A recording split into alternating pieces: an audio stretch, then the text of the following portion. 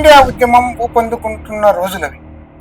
కానీ ఇదే సంవత్సరం మన దేశంలో అతిపెద్ద మిస్టరీ, ఆ మాటకొస్తే ప్రపంచ మానవాళి చరిత్రలోనే పెద్దదైన మిస్టరీ ఒకటి వెలుగులోకి వచ్చింది.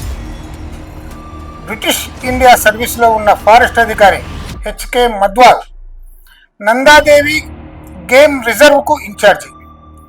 ఈయన తన విధి నిర్వహణలో భాగంగా వేసవి కాలంలో త్రిశూల్ అనే శిఖరం వైపు వెళ్ళాడు.